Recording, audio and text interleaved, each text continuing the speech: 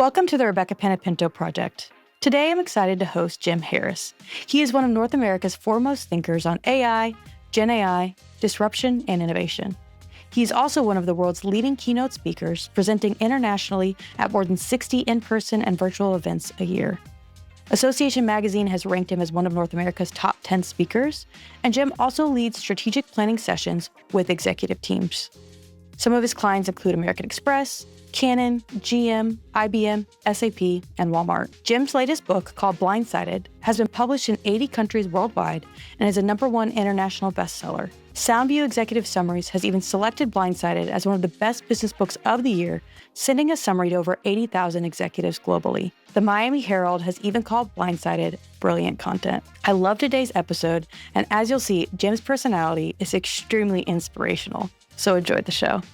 Jim, welcome to the show today. It's great to be here. Yeah, you have such an interesting platform. Obviously, it's all the rage, so that makes it even more interesting with AI. But specifically, your take on it and the repetitions and just expertise and details that you have gone to of what's going on in the AI revolution is really what caught my attention and made me want to talk to you today. So I'm excited to have you and give us just a high-level view of your take on today where the AI revolution sits. This is the most powerful technology and the fastest adopted technology in the world's history. So it took the internet 13 years to reach 800 million users, and it's taken ChatGPT 3 years. So it is a revolution that's happening at warp speed. And the use cases are far and wide, and they're surprising. People don't know what they don't know. And so I am having the most fun that I've had in my 35-year business career, because I was here at the internet revolution, and I was telling people when the web was born in 93 that this was going to change everything.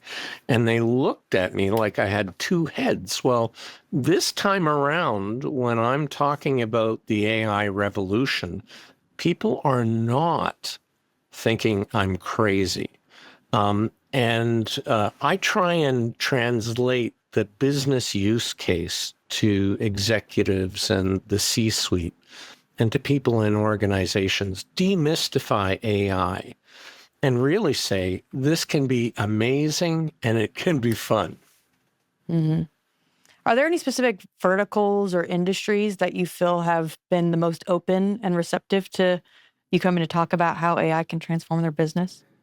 Well, the tech industry is always embracing new technology the fastest.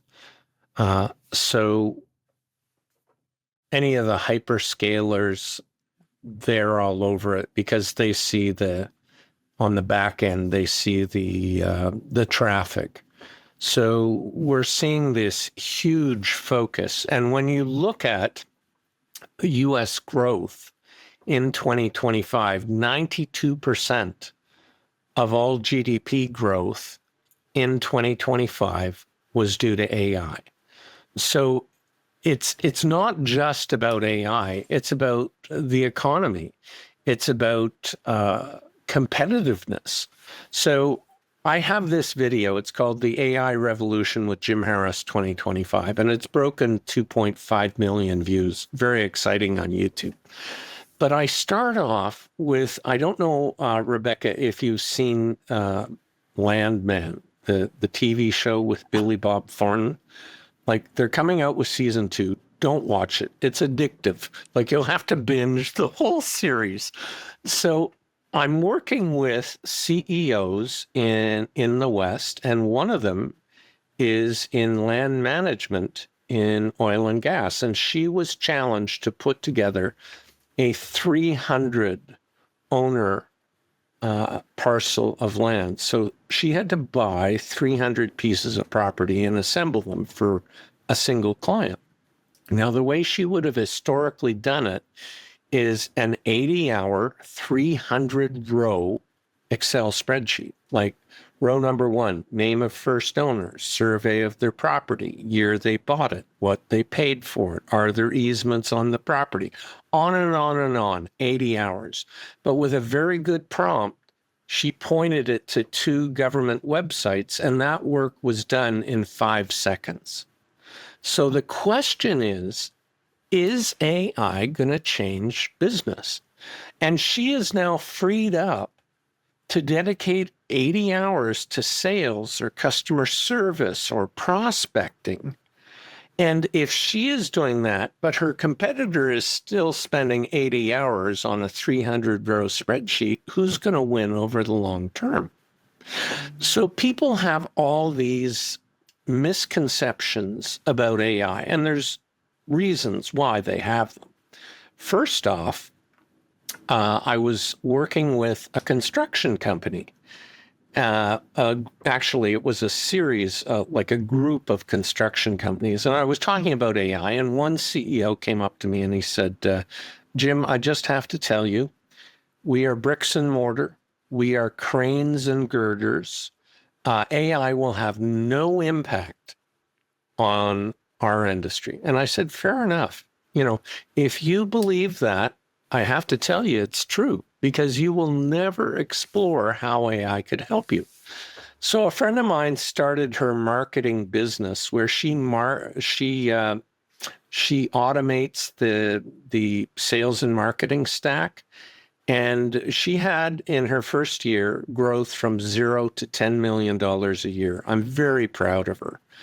And one of her clients was a construction firm. They paid her $284,000. And in the first year, automating their marketing and sales stack using AI, she attracted $8.8 million of business from customers they had never had before. But clearly, AI will not impact construction. So if you have this mentality that I know everything, you can't teach me anything. So the Stephen Covey, who I used to represent, used to say the first virtue of leadership is humility. I have to have humility and say, I don't know what I don't know. The world is changing very fast, faster than has changed ever before. And I have to go lean in to this. I have to learn about it. So every year I go to Davos, where WEF happens, the World Economic Forum. And last year, it was this year, January of 2025, the CEO of Salesforce, the largest digital CRM in the world, Mark Benioff, had a great piece where he said, look, I'm having to learn about AI. I am having to apply it to everything I do. I benchmark how we are doing against our competitors. And I brought an executive along with me to Davos this year. And his jaw just dropped when he saw how I was using it. We haven't worked together before, and he saw how I'm using it. Like every single person is going to have to learn how to use AI. I've had to learn. Now, from Covey's perspective, that is a CEO admitting they didn't know what they didn't know and leaning into it. So it's a powerful clip that I embed in my presentations. Yeah. And I'll make sure it's shared in the show notes. I thought it was super impactful and super interesting. Yeah. So I'm curious from your perspective too. You've mentioned all the hyperscalers are latching onto AI. You've got, Gemini with Google, Copilot, Microsoft, and then Amazon's flavor of Bedrock. How do you feel they compare on a user basis and just maturity of the LLM? One, between the hyperscalers, but also I'm curious as we expand out further, like the ChatGPTs versus the Groks of the world. Have you seen a stark difference between how all these different groups build out their LLM? So a lot of people are talking about AGI, which is Okay. really, and they're talking about it for many reasons, but really that's saying like a Swiss Army knife that is all things to all use cases. And AI, as we know it currently, is really about niching applications. Because if you are going to train an LLM, you want it hyper focused on what you want it to do, whether it's in customer service or in research. So, in fact, it's the opposite of AGI. It's really, we're going to have a lot of niche applications. And in fact, we have 100,000 AI apps for business. Now, people, when you say, what is AI, they'll think ChatGPT because it's the poster boy for it. It really broke into our consciousness. And it really is leading in many ways, and it is working to suck value into its core. So DALI used to be a separate program. And Midjourney, man, it was, you had to get onto Discord and you had to, anyways, there was a lot of friction there. But now DALI is just embedded right into ChatGPT. So, and, so these things begin as standalones and then get incorporated into a mothership. But really, I want you to think about having a medical problem. And in the real world, in real life, you go see your GP, your doctor, who refers you to a specialist, and they do some tests, and then it comes back to your doctor. And then you go see a different specialist if they can't figure it out. But imagine a series of agents that are all different medical practices. So an oncologist, you know, a heart doctor. So all these doctors as AI agents coordinated by one super agent.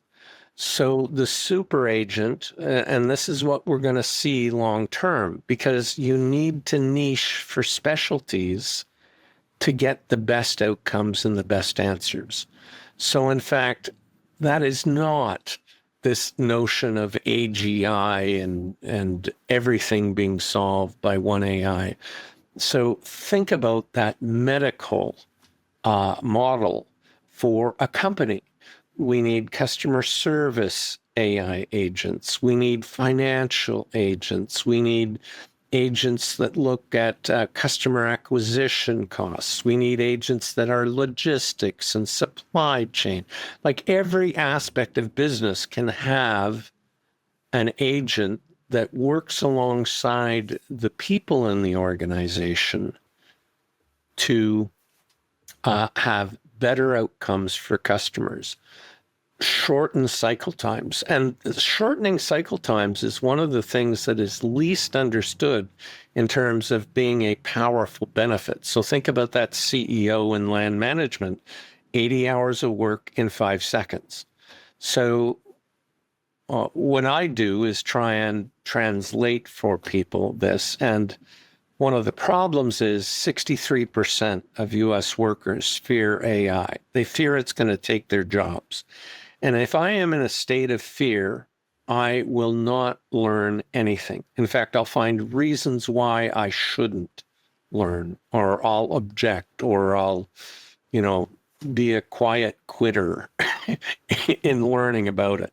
So how do we help people see that these tools actually make their lives better and embrace them?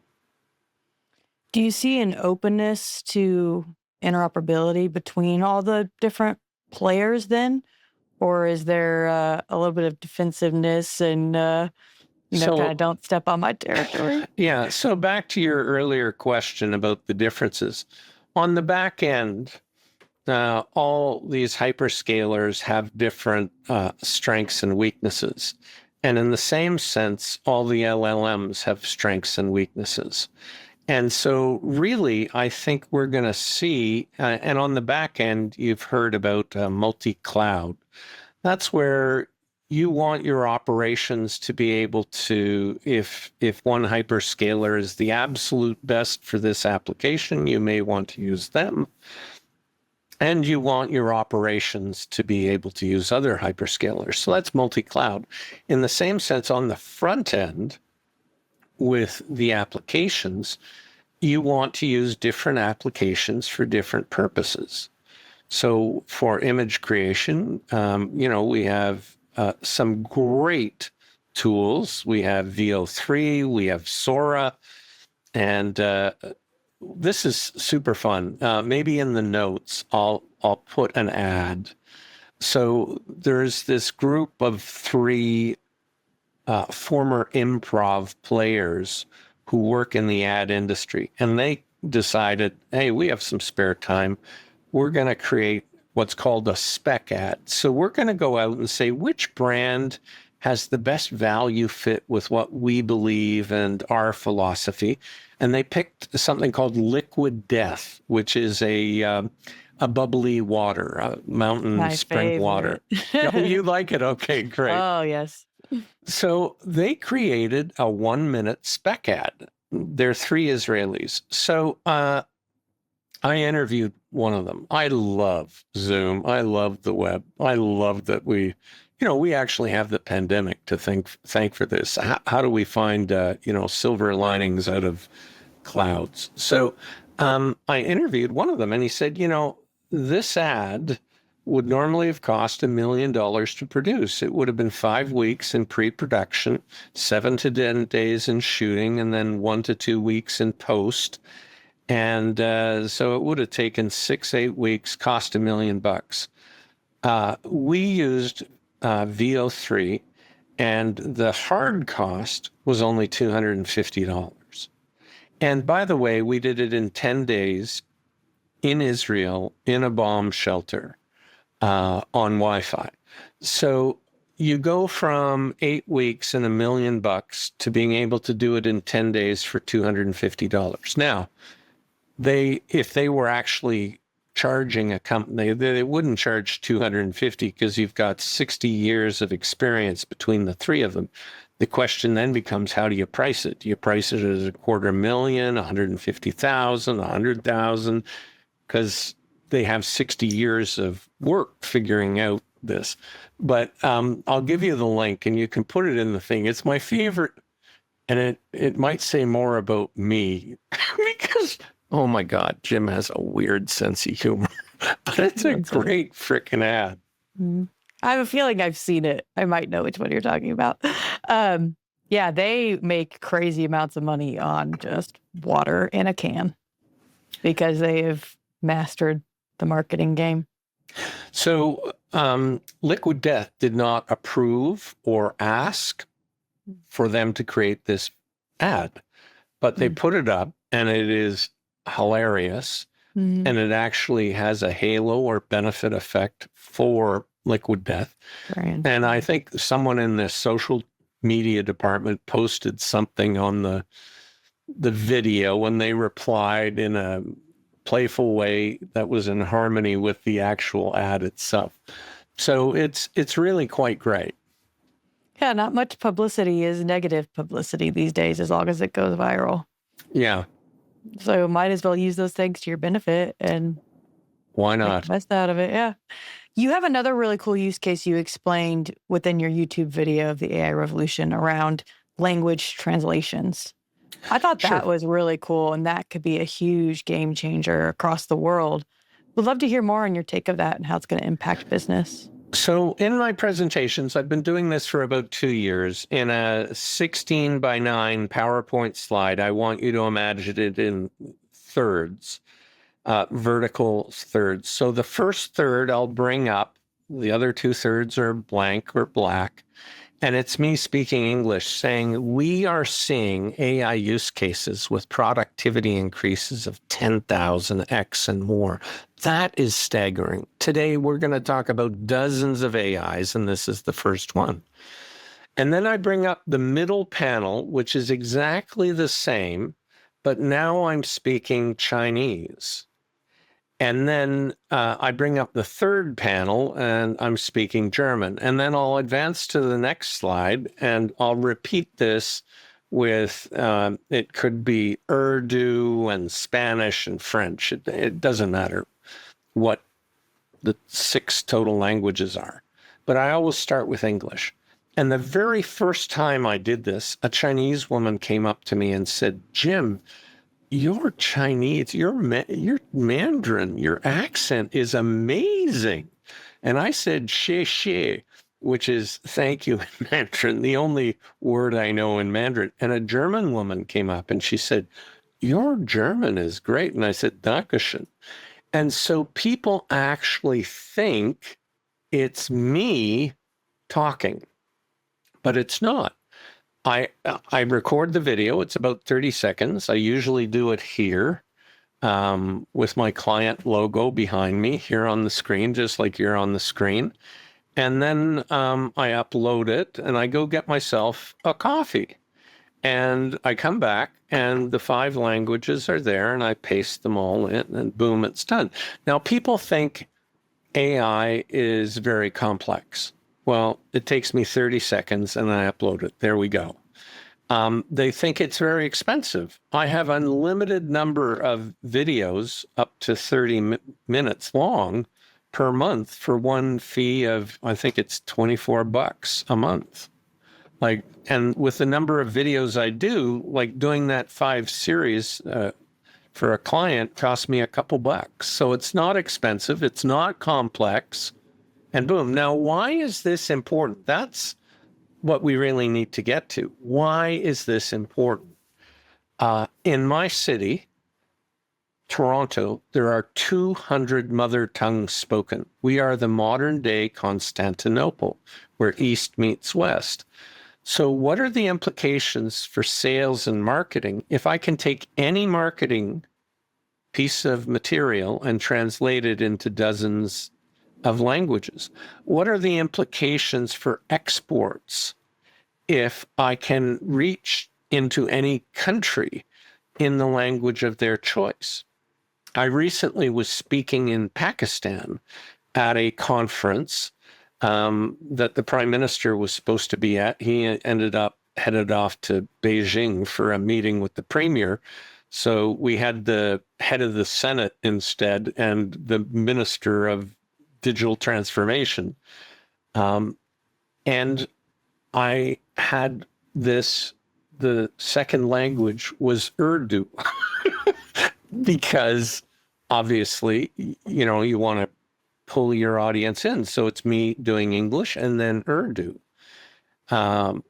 So what are the implications for sales, for marketing, for export development? I was working with a convenience store chain, and the majority of their new employees, their new franchisees, have English as a second language. So for internal uptake of my marketing programs, what's the impact if I can reach any new franchisee in any language?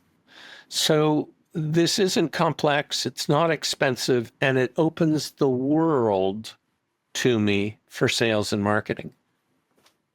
Yeah, this is the reason Mr. Beast has become and maintained and continues to grow as the world's largest YouTuber, is because he realized that English speaking, yeah, it's big in the US, but not the rest of the world. It's actually the minority. And so he's translated every single video into pretty much every single language, and he's unstoppable. Yes. It's very little extra work. He's not going and recreating the video. He's just making sure it's in the next language that wants to consume it. So here's a concept I call stacking. So I can use, let's say I'm speaking in Tennessee. I go to ChatGPT and say, what are the top 5 languages other than English used in Tennessee? And I get a list. Boom. Top 7, top 10. And then I use a tool like this, and the one we've just been talking about is called HeyGen. And, when you get around to creating all the collateral material for this video, I'll give you a link that people who are interested in this can go to. And it'll give them some discount. I don't know. But then if I were in Tennessee or I was distributing my products or services in Tennessee, I'd take that top 10 list and create some marketing videos in the order of use of language in Tennessee. So this is a marketer's dream. It's not very hard. And people think, oh, well, the limitation is 30 minutes. Nobody watches anything for more than 30 minutes. And even if they do, you have part 1 for 30 minutes and part 2 for 30 minutes. People need the washroom break. They need to go get a coffee. Give me a break. So in truth, you can do anything. Yeah, You could have a 4-hour thing. It's really just 8 30-minute segments. So why is 30 minutes a good number? Because that's what we watch on episodic TV anyways. attention spans, yeah. So when it comes to AI, especially in the consumer perspective, generative has really taken off, and most people have a basic understanding. I was using it just the other day to plan my South Carolina trip I have coming up. Just ask questions. What's the best thing to do? X, Y, Z, and great. The next iteration is agentic, and that's even where myself, I'm like, where do you start? What makes sense for an agent? What doesn't? So what do you think that evolution for the consumer looks like to become now an expert in the agentic use cases of AI so that they can get even more benefits than just asking it, what the best sale for shoes are across a few websites, So first off, let's start with a definition of agentic AI, because a lot of people are confused, like, what's this agentic? So let's take it back to the real world and think about a travel agent. A travel agent is somebody who works on your behalf when you want to go on a trip. They'll book your hotel or your flights or whatever. Now, we were traveling somewhere and our regular travel agent wasn't available. She was maybe on holiday. I can't remember. So she referred us to one of her colleagues, a friend. Now, this friend we'd never worked with, and we said, book our vacation tours and everything. And really, we didn't like it at all.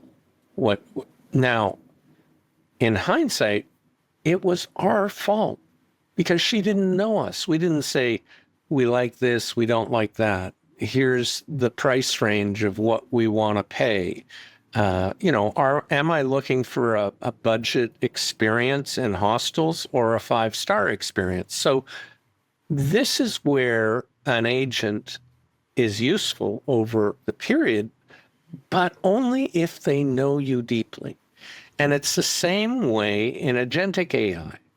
The more deeply the AI agent knows you, your preferences, your likes, the better the outcomes can be. Like, do I like to fly first class or economy? For me, I only take emergency row exits if I'm in economy because I have more leg room. And I like the aisle exit seat. So all these kind of preferences are very important to know if you're a travel agent. Same thing. So with agentic AI, you create agents and you feed them background on what you want them to deliver. Let's take something about logistics. Who are the carriers that we use to, either to receive from our suppliers or send to our customers? What's the price point? What's the scheduling? How do we optimize that? When are the busiest times of our warehouse so that either deliveries are not waiting until there's a bay free? So all these things are needed to be input into the agent to help optimize, in this example, logistics, shipping and receiving. So people just think, oh, book me a trip. That's not going to work. Well, it will work, but you won't like the outcome. So it's really just a matter of taking the time to further educate and train the LLM to help it become an effective agentic solution versus just the generative use case. And then back to our earlier example about having a super agent. that coordinates many agents. It's like a conductor of an orchestra. Uh, the violinist only plays violin. The oboe only plays oboe. So you want these niched AI agents that are amazing in the domain that they focus on. And then you want overall coordination of this orchestra. That's a great example. Oh, yeah, Not yeah. only the one book, but you have Blindsided as well. Tell us a little about how that book came about. So, Blindsided, which you can see here, is published in 80 countries around the world, and it was a #1 international bestseller. It appeared on the Financial Times of London's business book list in the #1 spot. And it really looks at disruptive innovation. So think about this. Today, Uber is worth more than every taxi cab company in North America added together. And so while the taxi industry owns billions of dollars of assets in the form of cars and limousines, Uber doesn't own a single vehicle. So this throws on its head all the financial metrics about measuring the success of the taxi industry. And then it's not good enough to rest on your laurels. We're living in this fast changing world. So when the pandemic hit and Uber's business collapsed, they focused on food delivery, Uber Eats, to a point where Uber Eats gross revenue was greater than its ride sharing business ever had been. So we have to continually innovate. If I am innovating at the business model level, as opposed to just at the product level, we could say, okay, if Uber can deliver people with ride sharing or burgers with Uber Eats, what about manila envelopes? Let's call it Uber Courier. Okay, what about, alcohol, Uber alcohol, if it's legal in that jurisdiction? What about marijuana is legal in Canada? What Uber weed? What about Uber pet? You don't have time to take Buffy to the vet. And so you call Uber pet and they come on, they pick up Buffy and they take her to the vet, and the vet looks at Buffy and fixes Buffy and keeps Buffy overnight. Then you send Uber pet back to the vet to pick Buffy up. So if you are continually innovating at the business level as opposed to the product level, you can continually disrupt different markets. And of course, one of the most disruptive markets is going to be driverless taxis. And the equivalent of TED, like the master brand of TED in Canada, was something called Idea City. It doesn't exist anymore. The pandemic killed it. But 7-8 years ago, I gave this talk about how driverless vehicles are going to change the world and disrupt dozens of industries. And after my talk, a woman came up and said, "Oh, that was very interesting, but I have to tell you, nobody will ever get into a driverless vehicle like a robo-taxi." Well, there's been more than 100 million miles traveled in driverless taxis around the world at this point. That figure's actually 8 months old, so it's probably gone to 200 million. But 80% of that has been in China in 19 cities. So there's a saying, the future's here, it's just not evenly distributed. So you might not have ever seen a driverless taxi unless you're in Phoenix or Austin or LA. There's 4 cities in the US that have, but Waymo's been working in Phoenix and Scottsdale for 7-8 years. Mm-hmm. So you can watch this video from 7-8 years ago and say, "Oh my God, Jim, like you were talking about stuff and it's all come to be." So this is part of what the challenge is for CEOs, executive teams, leaders everywhere. we can't look just at what's happening today. We have to look at where is the market going? How fast is it moving? What do we need to do to compete for the future and not be left behind and not allow our competitors to run roughshod over us? So the rate of learning has to accelerate. And this year at the World Economic Forum in Davos in January 2025, the jobs report came out and said that 39% of the average worker's skill set is no longer relevant by 2030. 39%. And what that means is that we need an industrial scale reskilling and upskilling. So upskilling says, hey, 61% of your current skill set is valid. You have to learn 39% new stuff, which means we need a huge investment in training, in education. So, and upskilling says, hey, 100% of what you're doing right now is not relevant by 2030. So let's go back to that land management example. Spending 80 hours on an Excel spreadsheet when you can get the prompt to do it in 5 seconds, you're wasting your skill set, your time, and time is very valuable.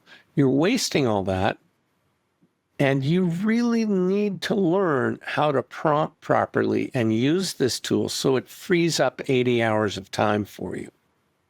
Mm-hmm. So true. That's great. So one thing, people are freaked out about change often. If you think back 185 years ago, 80% of employment in the US was in agriculture. When farm automation came along, there were these huge protests, Rebecca, what about the horse people, the poor horse people? What are we going to do with the horse people? There were protests. Well, today, less than 2% of people work in agriculture. And we can't find enough people for work. So this isn't a story about technology. It's really a story about change. Companies had to change, new companies emerged, new industries emerged. People had to learn new skills. Society as a whole changed. So this isn't so much a story about technology or about AI. It's a story about learning and change and innovation and staying ahead of the curve. Very, very good. Jim, you are so awesome and encouraging when it comes to the topic of AI. It gets me excited. Thankfully, I'm not that fearful about it in the first place because I'm involved a lot. But for folks that are, I'm sure you ease a lot of minds. I just want to close now with one final question, though. And I'm going to assume it's easy for you because of your days with Stephen Covey, but it's around principles. And I'm curious, what is the guiding principle that you've lived by to be successful in business? Well, I'd say two things. One is I have to continually learn. And going back to Stephen's first principle for leaders, humility is the first virtue of leadership. I have to recognize that I have to continually learn. And in the fastest paced business environment, the fastest changing business environment in the history of business, in the history of the world, I have to be more aggressive and open to learning than ever before. So, and to lead by example is the most powerful thing. So I can't just say, you all have to learn AI and I don't as CEO. We need to follow Mark Benioff's example. And so all of us have to be lifelong learners, and we all have to double down. The WEF Jobs Report said we all need an extra 20 days of learning and extra 20 days of learning and development per annum. So this is way more. Having studied corporate excellence for 35 years, I don't see many companies keeping up with the pace of learning and education that we need for this fastest pace changing environment. Yeah, learning can't stop at school or, after year 3 of your career. It is lifelong. I 100% agree. Yep. Well, Jim, this has been so much fun. Thank you for sharing your insights and your background and encouraging everybody around how to use AI. All the links will be in the comments, and we're excited to keep tabs on all the new adventures you're on to next. Woohoo! And what I do is I speak at conferences and seminars all around the world. So if you can think, listening to this podcast, of a conference or seminar workshop where I could add value, please reach out. It's just jim@jimharris.com. I'm on LinkedIn. I'm on Twitter. So reach out, and it'd be my delight to work with you. Amazing. Thanks, Jim. We'll talk again soon.